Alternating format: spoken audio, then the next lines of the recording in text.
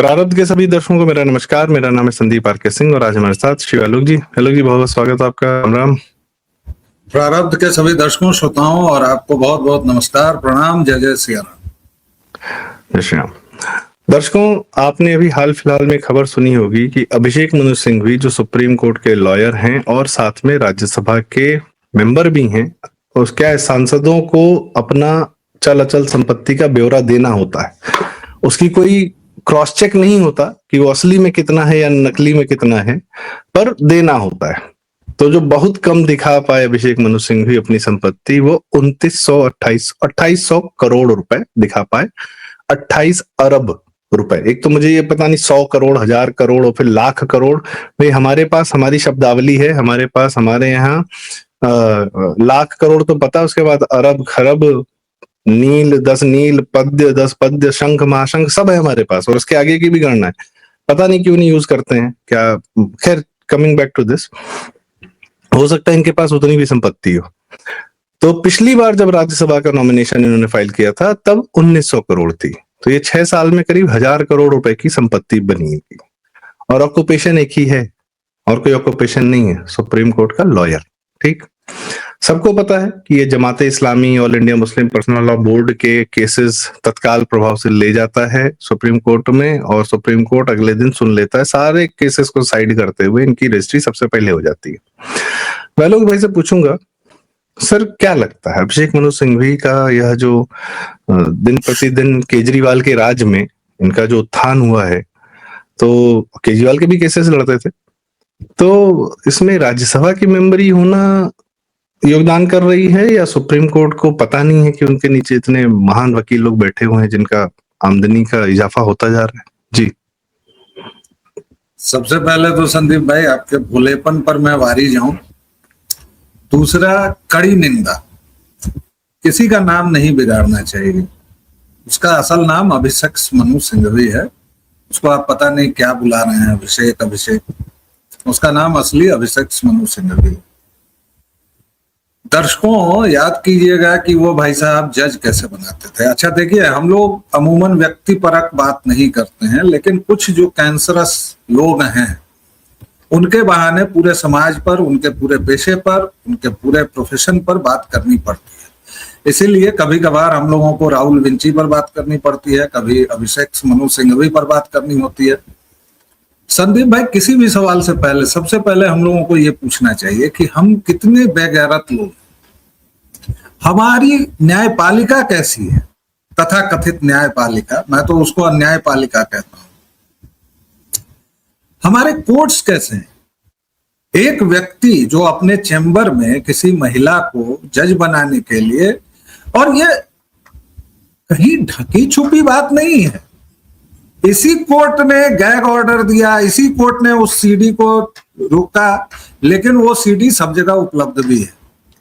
Sir दर्शकों से request है कि कृपया हमारा वीडियो पॉज करें, बगल के यूट्यूब के विंडो में जाके सर्च करें। जो नाम लिया जा रहा है, हाई कोर्ट का एक वीडियो उनका चल रहा होगा जिसमें एक महिला के साथ, खैर उन्होंने हाई कोर्ट से भी प्रतिबंध लगवा दिया कि हमारा यह वीडियो आगे जारी नहीं करेगा, कोई फॉरवर्ड करेगा उसको तो केस हो जाएगा। तो बस, पर चूंकि यूट्यूब पे पड़ा है, जनता होशियार है, तो देख लीजिए अगर इच्छा हो तो। कि अभिषेक मनु सिंघवी अभिषेक मनु सिंघवी, अभिषेक मनु सिंघवी नहीं सर, अभिषेक मनु सिंघवी, जिनको अभी चाहिए होता है, आप वो किस प्रकार से जज बनाते थे। 8 से 10 साल पहले की ये घटना है, और ये व्यक्ति अभी भी थम ठोक के, छाती चौड़ी करके सुप्रीम कोर्ट में खड़ा होता है। ये व्यक्ति न्याय दिलाने वाला होता है। अभी पैसे वैसे पर बाद में आएंगे। सबसे पहले तो ये कितना झन्नाटेदार तमाचा है। अभी हमारे सीजेआई साहब, चीफ जस्टिस ऑफ इंडिया, बड़े भड़क गए। यही एनसीईआरटी की किताब में हम लोगों का कच्चा चिट्ठा खोल रहे हो जी, कैसे होगा, हम नहीं होने देंगे, फलाना ये वो।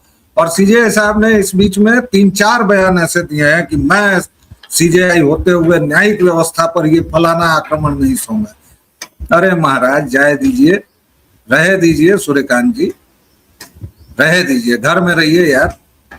अच्छी नहीं लगती है ये सब बातें आपके मुंह से। आप लोगों के काले कोट से ज्यादा काला आपका मन, तन और आपकी आत्मा है। एकदम अच्छी नहीं लगती है ये बात। जीवन भी। अभिषेक मनु सिंघवी आपके राज में आपके सामने खड़े होकर दलीलें देता है, आपको शर्म नहीं आती है? यशवंत वर्मा, क्या किया आपने उसका? भेज दिया उसको। एक होली बीत गई सर।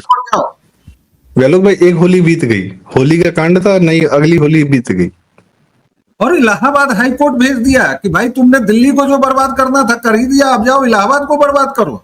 और आप कहते हैं, कौन बच्चा नहीं जानता है जी? क्यों हमारे यहाँ कहा जाता है कि भगवान दुश्मनों को भी कोर्ट का रास्ता न दिखाए।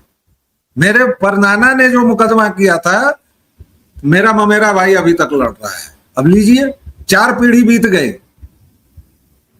ये दीवानी मुकदमों की तो हालत है। और ये बातें मैं कितनी बार कह चुका हूं कि इन लोगों के पास कितने मुकदमे बकाया है, क्या है, नहीं है। मैं पूरी न्यायपालिका के चरित्र पर बात करूंगा अभिषेक मनु सिंघवी के नाम से। दूसरी बात, पैसों की जहां तक बात है, तो चलिए मान लीजिए राज्यसभा सांसदी में 1.5 लाख रुपया मिलता होगा महीना का। एक तारीख पर ये लोग 25 से 30 लाख रुपए लेते हैं, चाहे सिंघवी हो, चाहे कपिल सिब्बल हो, चाहे, और वो भी कैसी तारीख? उस दिन सुनवाई हो ना हो, बस वो डायरी में घिर गई जगह। और केजरीवाल ने कितना पैसा दिया है वो तो। क्या इनका सबसे बड़ा फंडर इस्लामिक तंत्र है सर? क्योंकि सबसे ज्यादा केसेस तो ये इस्लामिकों के लड़ता है, जमाते इस्लामी, एआईपीएम के। पूरा का पूरा जो तंत्र है भाई कांग्रेस का, वो और क्या है? कांग्रेस इस देश की जड़ों को जो खोखला करने में दिन रात लगा हुआ है, उसको किन लोगों के चुनाव वो लड़ता है। और सारे वकील पहले किसमें थे? आजकल कपिल सिब्बल सपाई बन गए हैं। कांग्रेस, सपा, ये जो पूरा तथाकथित इंडी गठबंधन है, ये किन के खिलाफ लड़ता है भाई? हिंदुओं के खिलाफ, इस देश के खिलाफ। तो जाहिर तौर पर कन्वर्जन के लिए इस्लामिक तंत्र से भी पैसा आता है, ईसाई तंत्र से भी पैसा आता है। मैं तो ये सोचता हूं कि लक्ष्मीमल सिंघवी जी अगर होते तो क्या सोचते, और अभी भी जहां होंगे वहां क्या सोच रहे होंगे अपने इसको। अरे सर, उन्हीं का सिखाया है ये सब। ये जो लुटियंस की जितने पैदाइश है ना, चाहे जुडिशरी के हों, चाहे ब्यूरोक्रेसी के हों, चाहे पॉलिटिशियंस के हों, चाहे मीडिया के हों, ये दिल्ली का असली माफिया है। ये लोग यूपी बिहार फालतू में बदनाम है, असली माफिया ये बैठे हैं दिल्ली में, जिनके अलावा मीडिया में 4 चैनल के अलावा कोई और चैनल नहीं दिखेगा। वही शक्लें आपको 30-30 साल से दिख रही हैं। वही मीडिया मालिक है, दिल्ली के सारे मीडिया स्पेसेस पर कब्जा करके बैठे हैं, चाहे डिजिटल हो, चाहे सड़कों पर जो होर्डिंग दिखती हो या अखबार दिखता हो, कुछ भी दिखता हो, पहला, और उसमें इनका मीडिया का पूरा योगदान रहता है। दिल्ली की जमीनें जितनी महंगी है, उस पर किसका कब्जा है? उनके बाप दादा अंग्रेजों के साथ काम करते थे। जितने बड़े बड़े बिल्डर और कॉन्ट्रैक्टर हैं ना, उनके बाप दादा अंग्रेजों के साथ काम करते थे। ये जो खुशवंत सिंह था, जो राइटर था, इसका बाप शोभा सिंह भगत सिंह जी के खिलाफ गवाही दिया था। लुटियंस का सबसे बड़ा कॉन्ट्रैक्टर वो था।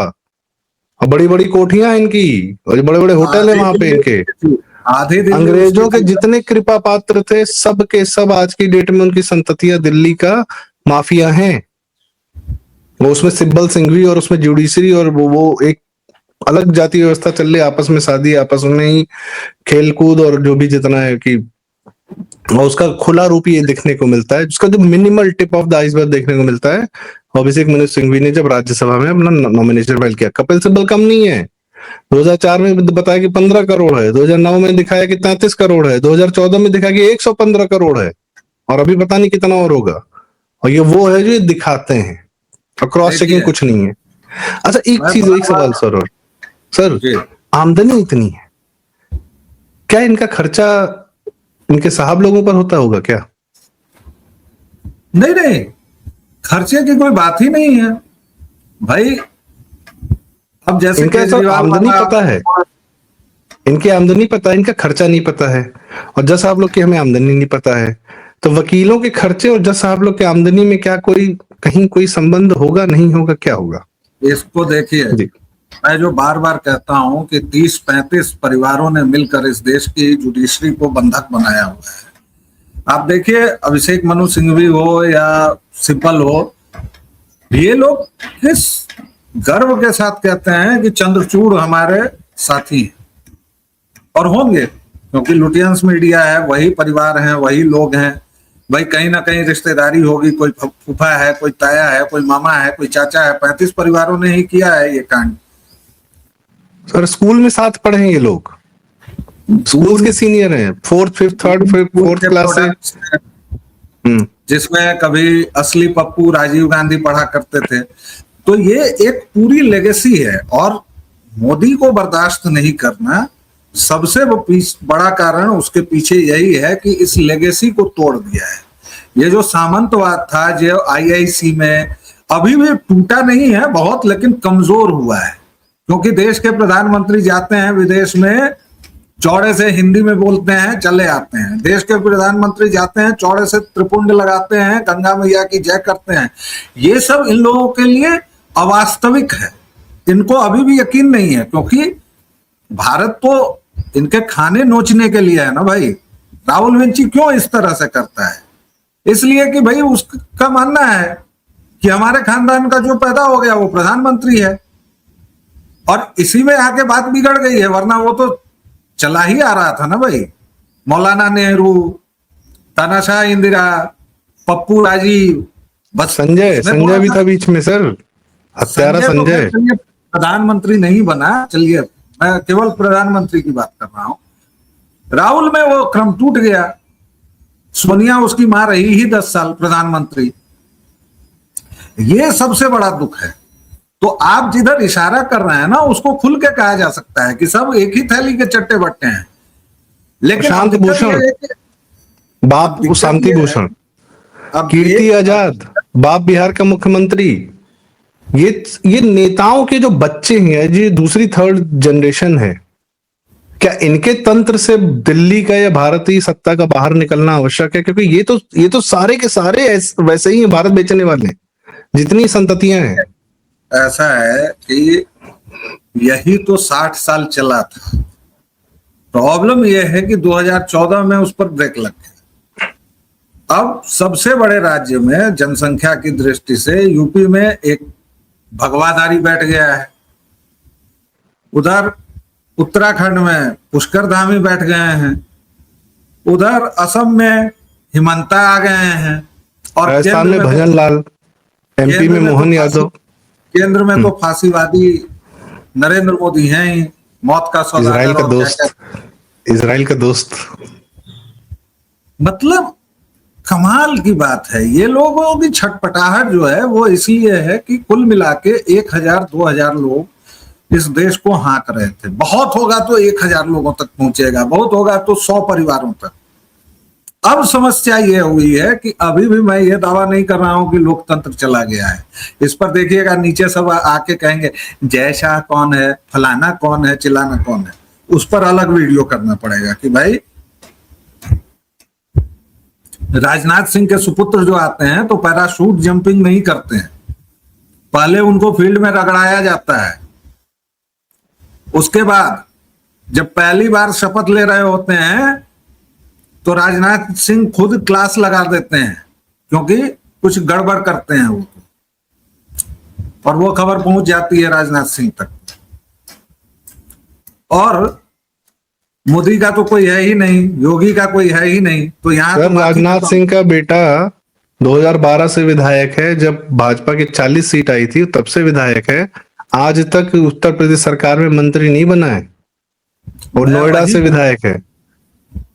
मैं वही बात बोल रहा हूं कि ये जो परिवारवाद और ये जो 25-30 परिवारों के बीच, आप जुडिशरी को ले लें या किसी भी चीज को ले लें, पूरा जो शासन तंत्र इन सामंतों के हाथ से निकल के एक चाय वाले के हाथ में आ गया, वो दुख है कि भाई जनता के हाथ में चला गया। क्यों ऐसा करता है राहुल? क्यों ऐसे बोलता है कि भाई राष्ट्रपति महोदया के धन्यवाद प्रस्ताव पर अभिभाषण होना है, जवाब देना है, और वो नरवणे की किताब लेके पहुंच जाएगा। खुद ओम बिरला जी के खिलाफ अविश्वास प्रस्ताव लाया है, खुद संसद से भाग जाएगा, खुद बोलेगा कि मुझे संसद में बोलने के लिए किसी की इजाजत की जरूरत नहीं है। इतना अहंकार, इतना ईगो, इतना एटीट्यूड क्यों?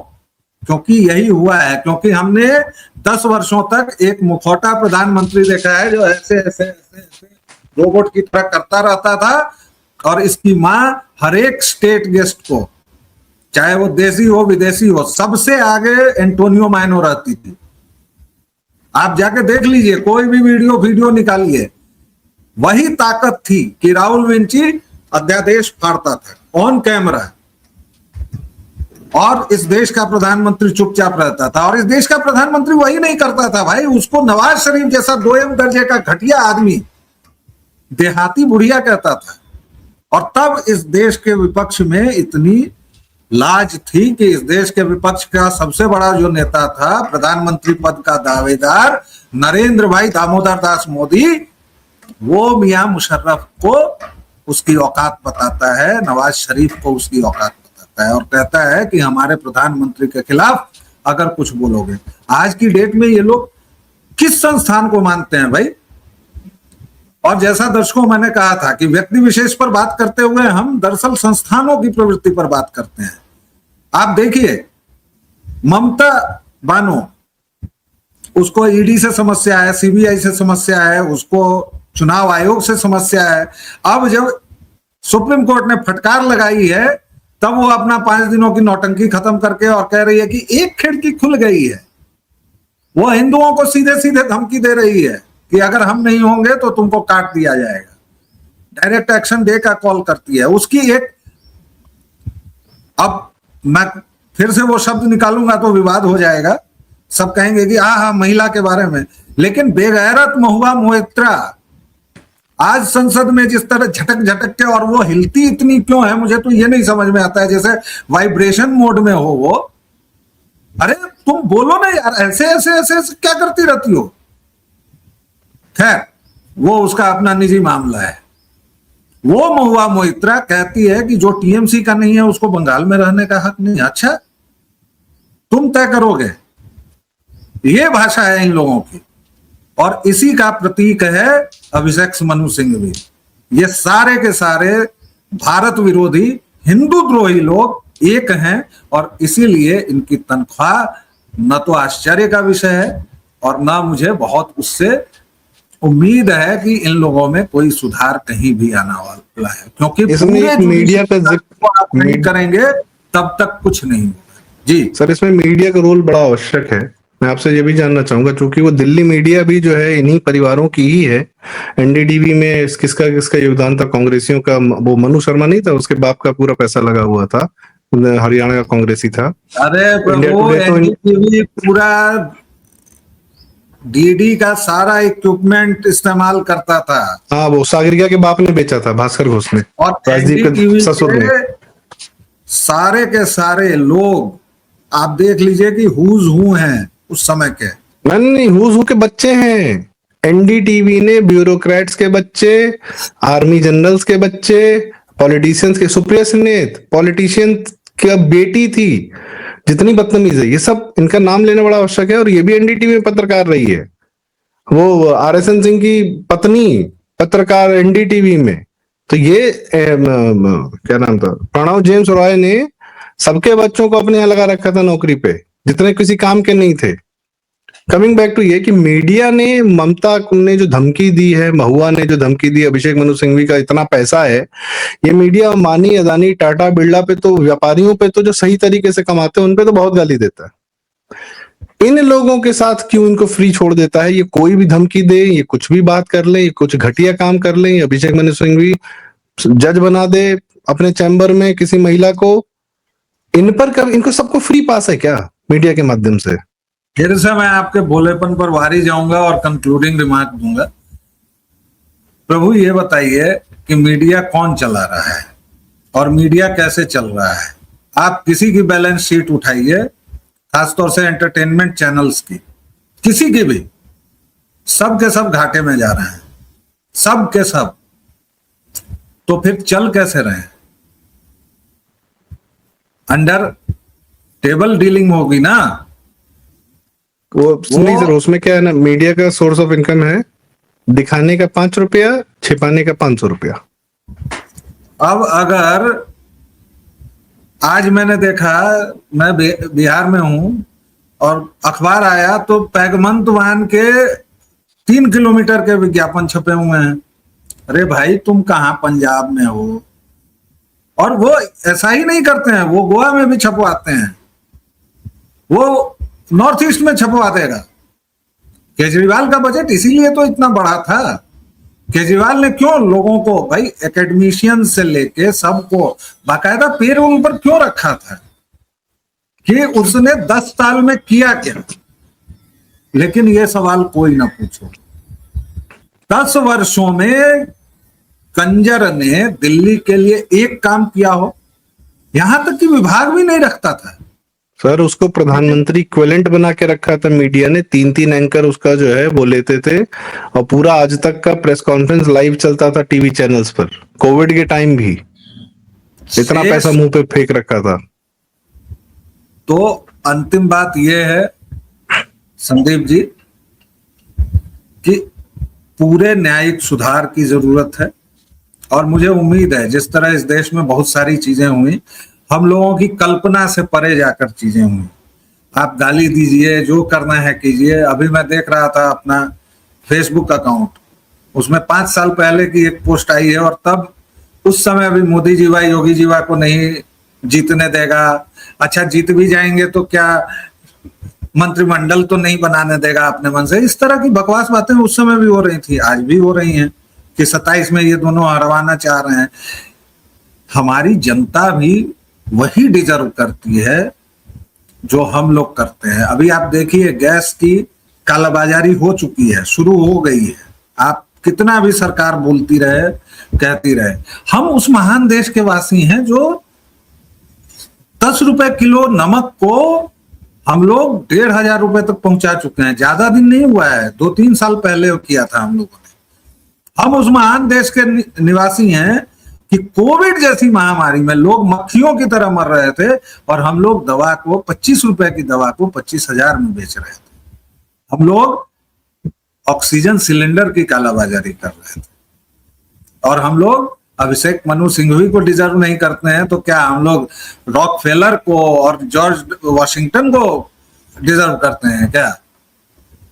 वो तो वैसे इस बार जो है कालाबाजारी शब्द जो है बहुत दिन से गायब हो गया है मार्केट में। कभी कालाबाजारी गायब ही हो गई, जब तक कांग्रेस ही खूब कालाबाजारी होती थी। अब ये केजरीवाल ने करवाया था कोविड हो गया कि अभी अब आप सिलेंडर लेंगे तो बाकायदा एक ओटीपी मांगेगा, वो जनरेट होता है। बहुत सारे उपाय किए हैं, लेकिन कानून बनने से पहले उसका तोड़ भी तो आ जाता है। आज भी हो रहा है। इतने उपाय किए हैं सरकार ने पूरा डिजिटलाइज कर दिया। लेकिन अगर आप आमादा हैं कि नहीं हमको यही करना है, सरकार ने रेलवे की व्यवस्था सुधारी, सरकार ने खाने को अपग्रेड किया, सरकार ने हर एक जगह फोन नंबर्स लगाए, ट्विटर पर तुरंत कार्रवाई शुरू हुई। इसके बावजूद आप ट्रेन में जाइए, वही ढाक के 3 पात, वही घटिया बिस्तर, वही घटिया ये, क्योंकि 4 दिन 5 दिन हुआ। कुछ लोगों ने, हमारे जैसे जो पागल हैं, उन्होंने शिकायत की, उन्होंने की, उसके बाद वही आया राम गया राम हो गया। हमेशा सतर्क रहना पड़ेगा, हमेशा ऑन द एज रहना पड़ेगा। और कम से कम 20 साल अगर मिलिट्री शासन नहीं लगेगा इस देश में तो कुछ नहीं सुधर सकता है।